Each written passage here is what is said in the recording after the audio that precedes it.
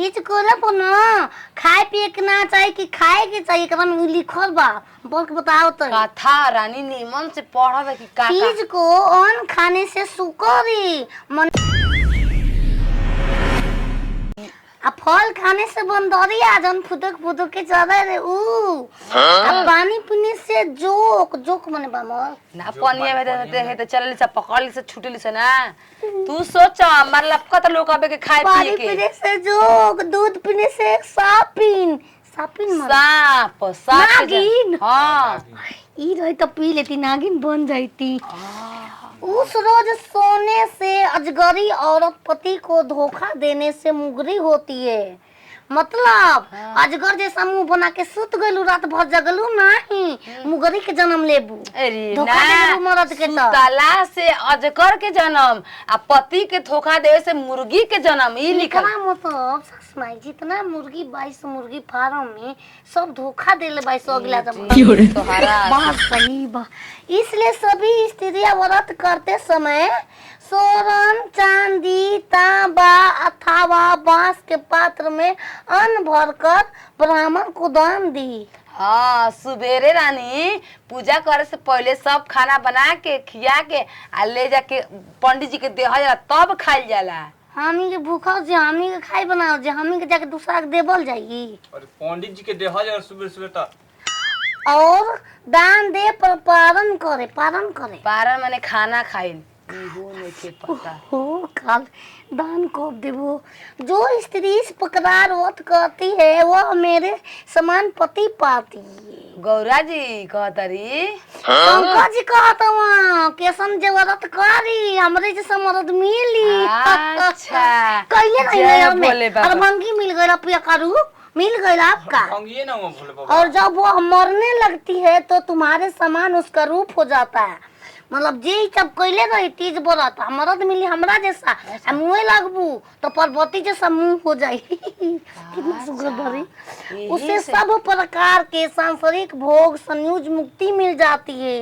तुम सबका से मुंह में छूट छाट जाई मोरा की बहू ना कोई नहीं के हमरो बिलरिया मुंह गइल काल के ओकर के बा। अरे बिलैया मुंह तो मुंह माई दादी के ई सोचा के बिलाई कुकुर के सोचा जाला पूजा पाठ में कहे के तसाभे के हुआ पर आपन कहा रे बाबा ई हो लिखल बरानी ओमा कथा में दू खाल बताम कहम ना हो भक्ति गीत गावा इस कथा लिखा तीज के व्रत कथा मां सुन लेने से प्राणी को 1000 अधमे और सैकड़ों वाजपेयी यज्ञ का प्राप्त फल हो जाता है। ए बाप रे जय सोचो भोले बाबा ये तीज करे वाला कितना धनवान हो सकता। सुनला से खाली भर उतना यज्ञ के जितना तारा के फल ना मिली ना उतना सुनला से मिल गल। ओई से तराइन तो के भूखैले बन जा खाए ना देनी हो जा आ ऐसे तो से पढ़ावा तो हमनी के सुनता नहीं जा का फल प्राप्त करब अरे तो पढ़े वाला तो औरी बड़का बा सुने वाला से बेसी पढ़ा पंडित जी कैसे सुनावे ना फल प्राप्त होता है। हे देवी मैंने यह सब व्रतों में उत्तम व्रत बतलाया है जिसके कारण से प्राणी सब पापों से छूट जाता है। हाय हाय अब केरो खा ले तो कोई गम नहीं जय हो हतल खाती जय हो पवरती मैया काहे खातिर उपाय देले भाई मने भूखला से सब पाप दूर हो जाला ई लिखल बा सबसे श्रेष्ठ वस्त्र व्रत आओ सबसे हाँ, तो बड़ा ऐसन कहतन रानी कि भूख हर साल भूखिया पति के लंबी उम्र होखेला और कुछ लिखल बा ढेर लिखल बा हो। इस व्रत को कन्याएं अब छोटे उम्र में भी कर सकती है और विधवा औरत भी अपने अगला जमाने में हमारे जैसा पति पाने के लिए व्रत को कर सकती है।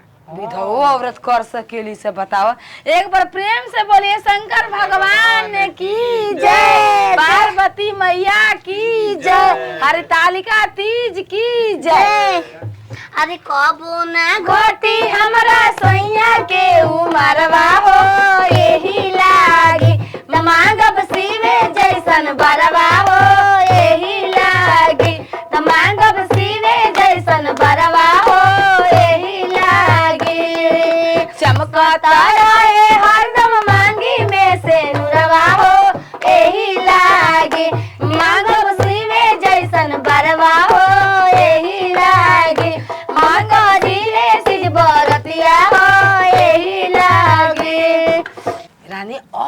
भइले कर आगे औरी कथा में तनी देखो पढ़ के सुनाओ। कथा एकदम में 5 गो कथा देले बा। एगो कथा से ना समझ में आई तो कई गो कथा तू पढ़ के सुन। जेकरा पास टाइम बा, काम धंधा नहीं के, बाल बच्चा नहीं के, पूरा कथा पढ़ो।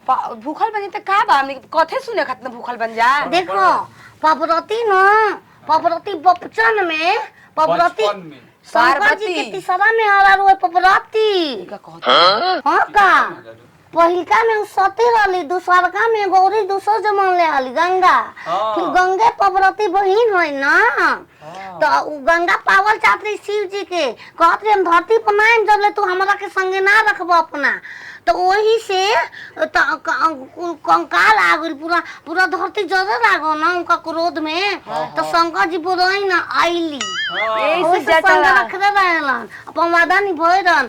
आ पार्वती की बहिन है, समझ में आयो? अच्छा दिमाग बहुत उनको सौखी कुआली वो पार्वती जब प्यार करत रही ना, गंगा देख के जलत रही। हम बहिनिया के मिल हम कहाँ जाए, एक चलते बढ़िया रहो शंकर जी, पूरा उनका में पूरा देव में देव महादेव। महादेव, हाँ। तब का तो पार्वती न इनकर अगला जमन के अथु रहली, का कला ए बहिन में रहली ना।